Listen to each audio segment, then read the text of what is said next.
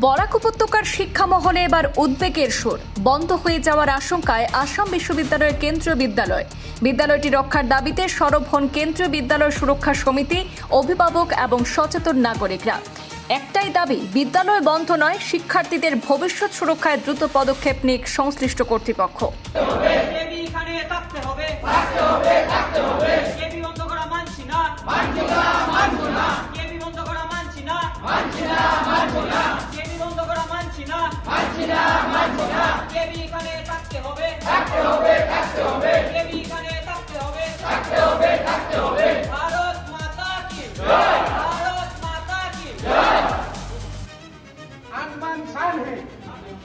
इसका के भी हमारा जान है,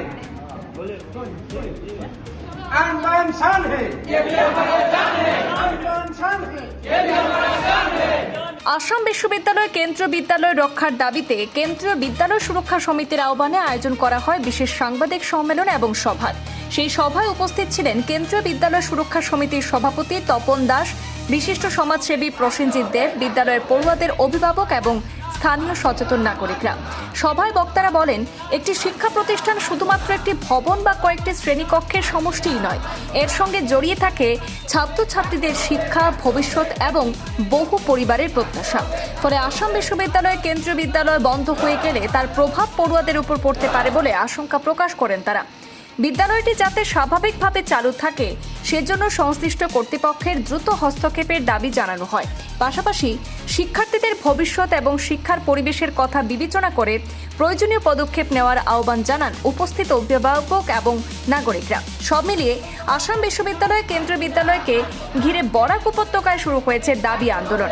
এখন সংশ্লিষ্ট কর্তৃপক্ষ কী পদক্ষেপ গ্রহণ করে সেদিকেই নজর পড়ুয়া, অভিভাবক এবং স্থানীয় মহলের।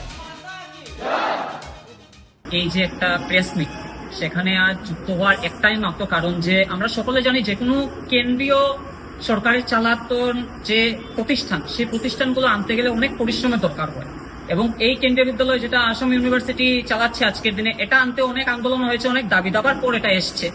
আমরা সকলে জানি যে আজকের দিনে বরাক উপত্যকায় মাত্র 9টি কেবি রয়েছে। 9টি কেবির মধ্যে 7টি আছে আমাদের কাছাড় জেলায়, 2টি আছে শ্রীভূমিতে এবং হাইলাকান্দি আজ পর্যন্ত কেবি পাইনি। আমরা অনেক সংঘর্ষ করে একটা কেবি পেয়েছি এই অঞ্চলের জন্য। বিশেষ করে দুটো সমষ্টি উল্লেখ করতে হয়, কোথায় আপনার ধলাই এই অঞ্চলটা যেটা আয়রমারা সোনাচড়া এলাকা পড়ে সম্পূর্ণ এলাকা, এবং আরেকটা এলাকা যেটা উপকৃত হয় বড়খোলা সমষ্টির চাতলা এলাকা।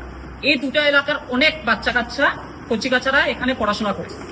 আজকের দিনে এই স্কুলটা বন্ধ করার যদি একটা লজিক, ভালো যদি একটা কারণ যদি কর্তৃপক্ষ দেখাতে পারতেন তাহলে আমরা মেনে নিতাম। আমরা সকলে জানি যে একটা স্কুল কোন সময় বন্ধ হয়, যখন সেখানে ভালো ফলাফল হচ্ছে না, পড়াশোনা ভালো হচ্ছে না, অথবা যদি আমরা দেখতে পারি টিচার নেই বা ছাত্র নেই। কিন্তু এই কেবির জন্য কিন্তু এরকম কোনো অজুহাত আমাদেরকে দেওয়া হয়নি।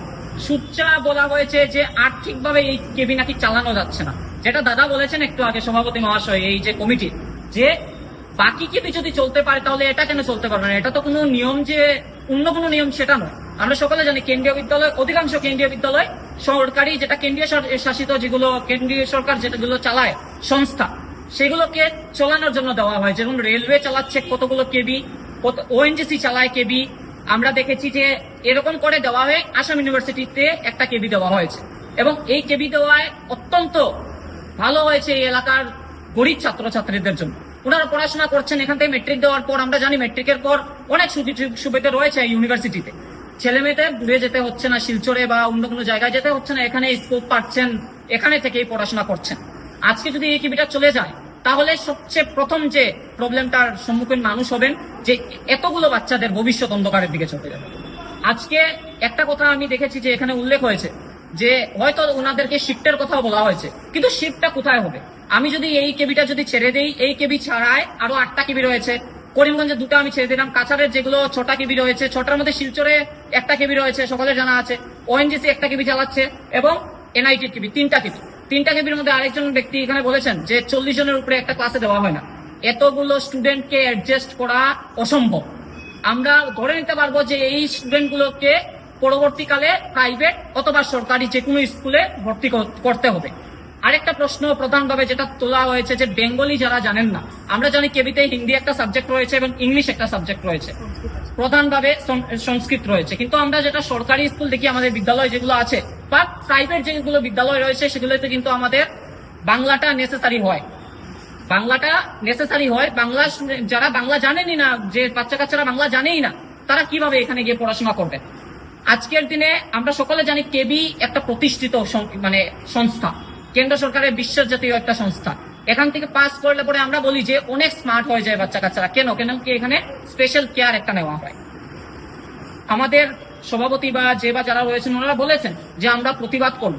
এই প্রতিবাদ কোন সরকার বা কারোর বিরুদ্ধে নয়, এই প্রতিবাদ সাধারণ জনগণের প্রতিবাদ হবে নিজের বাচ্চা কাচ্চার সুরক্ষিত ভবিষ্যতের জন্য এবং নিজেদের শিক্ষার অধিকারের জন্য। আজকে আমরা সকলে জানি যে আমরা সৌভাগ্যবান যে কাছাড় জেলায় তিনজন সাংসদ রয়েছেন, একজন লোকসভা, দুজন রাজ্যসভা।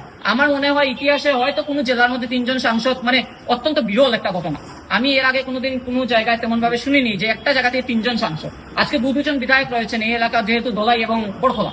আমার করজোড়ে অনুরোধ থাকবে সেই জনপ্রতিনিধিদের কাছে যে একজুটে রাজনৈতিক মতভেদ সবকিছু বাদ দিয়ে একজুটে এই কেবিটাকে আমাদের বাঁচাতে হবে, না হলে অনেক বাচ্চা কাচ্চার ভবিষ্যৎ নষ্ট হবেই হবে।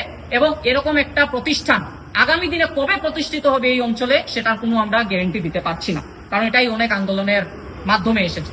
তাই আমার অনুরোধ থাকবে সকলে আমরা কিছুদিন অপেক্ষা করবো, যেহেতু সভাপতি মহাশয় বলেছেন, অনুরোধ করেছেন যে সকল জনপ্রতিনিধিদের কাছে একটা আমরা আবেদন করেছি।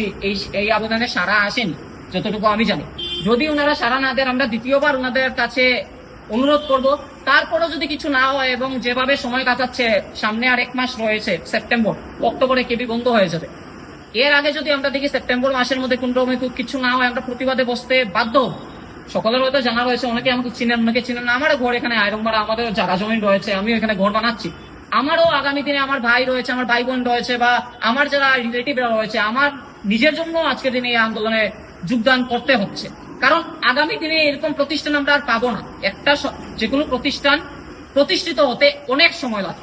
মাত্র 10 বছরের ভিতরে এটাকে সরিয়ে দেওয়ার কোনো যুক্তিসঙ্গত কারণ তো আমি তো দেখতে পাচ্ছি না। যদি কেউ দেখতে পারেন আমি বলতে পারবো। তাই আমাদের অনুরোধ থাকবে, হয়তো আপনারা যেটা বলা হয়েছে ডিরেক্ট সেন্ট্রালের সাথে যোগাযোগ করুন, করে এটাকে কেবিএস কে হ্যান্ড ওভার করে দিন। আর না হলে আসাম ইউনিভার্সিটির ভিসির কাছে আমার অনুরোধ থাকবে যে আপনারা যতদূর পারেন, আপনারা বলেছেন যে আর্থিকভাবে চলছে না, আমি যদিও বলতে পারবো না যে সরকার এটা বহন করছেন, এটার টাকা পয়সা যতটুকু আমি জানি, কতটুকু কি আপনারা করছেন না করছেন আমরা বলতে পারবো না, কিন্তু আমাদের এই কেবি এখান থেকে সরা আমরা তো অন্ততপক্ষে মেনে নেব।